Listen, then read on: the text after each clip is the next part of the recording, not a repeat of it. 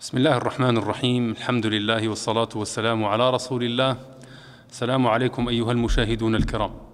نحن نستقبل أياما طيبة كريمة أقسم الله بها في القرآن الكريم فقال: والفجر وليال عشر والشفع والوتر. وذكر القرآن بأنها الأيام المعلومات التي ينبغي أن يكثر فيها الإنسان من ذكر الله، مصداقا لقول الله عز وجل: ليشهدوا منافع لهم ويذكروا اسم الله في أيام معلومات. وهي الأيام التي أخبر عنها النبي صلى الله عليه وسلم بأنها أيام مباركات طيبات مفضلات عند الله سبحانه وتعالى، فقال عليه الصلاة والسلام: ما من أيام العمل فيها أحب إلى الله عز وجل من هذه العشر. قال رجل: ولا الجهاد في سبيل الله؟ قال: ولا الجهاد في سبيل الله إلا رجلا خرج بنفسه وماله ثم لم يرجع من ذلك بشيء. ونحن يا أيها الكرام نحب أن نذكر أنفسنا وإخواننا بأفضل الأعمال الطيبات الصالحات في هذه العشر التي نريد من ورائها الأجر والثواب عند الله سبحانه وتعالى. أول وأهم وأفضل الأعمال في نظري هي سلامة القلب، هي أن يطهر الإنسان قلبه لله سبحانه وتعالى حتى يلقى الله عز وجل في هذه العشر بقلب سليم، لأنه القلب الذي يحبه الله عز وجل، والذي قال عنه الله في القرآن الكريم: يوم لا ينفع مال ولا بنون إلا من أتى الله بقلب سليم.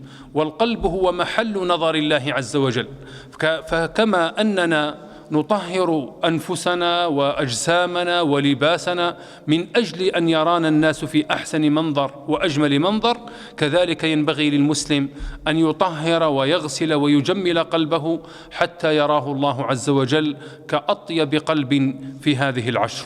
وقد قال صلى الله عليه وسلم: ألا وإن في الجسد مضغة إذا صلحت صلح الجسد كله، وإذا فسدت فسد الجسد كله، ألا وهي القلب.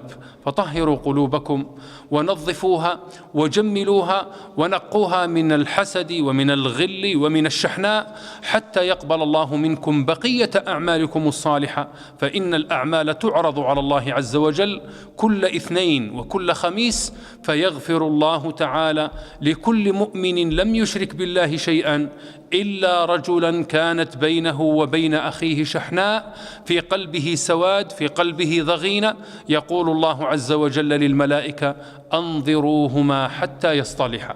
فتعالوا نتصالح، تعالوا نغسل قلوبنا ونجملها حتى يرضاها الله عز وجل وينظر إليها طاهرة نقية فيحبنا الله عز وجل. العمل الثاني يا أيها الكرام، يا أيها المشاهدون، هو أن يحرص المسلم على الفرائض قبل أن يكثر من النوافل والفضائل.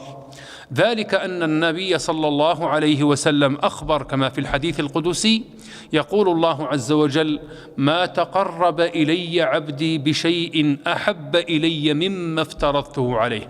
فالله عز وجل يحب منا أن نتقرب بالفرائض أولا، ثم نتقرب إليه بما استطعنا من النوافل والفضائل. ومثال ذلك أن يحرص المسلم في هذه الأيام على قيام الليل، وهو سنة فيها أجر وثواب بالتأكيد، ولكنه ينام عن فريضة صلاة الصبح وهي أعظم أجرا وأكثر ثوابا. أو أن يتغافل الإنسان أو يتماطل في سداد دينه، وسداد الدين واجب، ثم تجده يحرص على إقامة شعيرة الأضحية، وهي سنة مؤكدة وفيها أجر كبير وثواب عظيم أخبر عنه النبي صلى الله عليه وسلم. ولكن يبقى حكم هذه الأضحية أنها سنة، والواجب قبل أداء السنة هو أداء الفريضة وأداء الدين وإرجاعه لأصحابه، إلا أن يستأذن الإنسان صاحب الدين في أن يؤخر السداد، أو أن يكون قادرا على سداد الدين بعد شراء الأضحية بالدين، فله ذلك كما أخبر الفقهاء. ولكن إذا كان عاجزا أو إذا كان عنده دين من أضحية سابقة، فالواجب عليه أن يقدم سداد الدين على شراء الأضحية.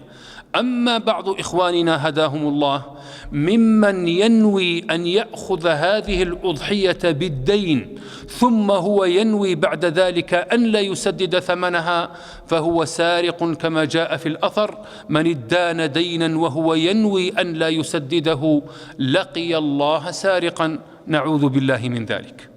من الأعمال الصالحة كذلك أيها الطيبون أيها المشاهدون أن يحرص المسلم على الصيام ما استطاع إلى ذلك سبيلا، فإن هذا الصيام فيه أجر وثواب عظيم. قال عنه النبي صلى الله عليه وسلم: من صام يوما في سبيل الله تطوعا من غير الفريضة باعد الله وجهه عن النار 70 خريفا. فإذا صمت يوما فقط تريد بذلك مرضاة الله عز وجل باعد الله وجهك عن النار 70 سنة. والأحرص والذي ينبغي عليه المسلم أن يحرص على صيام عرفة، فإنها أيضا من سنن النبي صلى الله عليه وسلم التي حث عليها، وأخبر أن ثوابها يعدل مغفرة سنتين، سنة سابقة وسنة لاحقة. فأسأل الله أن يعيننا وإياكم على الصيام في هذه الأيام الطيبات. ثم هناك عبادة أخرى سهلة يسيرة يحبها الله عز وجل، بل دعانا في القرآن إلى أن نكثر من هذه الطاعة والعبادة، وهي ذكر الله سبحانه وتعالى. قال الله عز وجل: يا أيها الذين آمنوا اذكروا الله ذكرا كثيرا وسبحوه بكرة وأصيلا، أي صباحا ومساء. وإذا كان القرآن الكريم قد حث المجاهدين في سبيل الله الذين هم على مشارف الموت، حثهم أن يكثروا من ذكر الله: يا أيها الذين آمنوا إذا لقيتم فئة فاثبتوا واذكروا الله كثيرا لعلكم تفلحون. في هذا الموقف الصعب يريد القرآن منهم أن يكثروا من ذكر الله، لأنه علامة امتلاء القلب بمحبة الله عز وجل. وما أسهل أن يذكر الإنسان ربه، فهو عبادة لا تحتاج إلى صلاة ولا إلى وضوء ولا إلى استقبال قبلة، بل يذكرون الله قياما وقعودا وعلى جنوبهم ويتفكرون في خلق السماوات والأرض.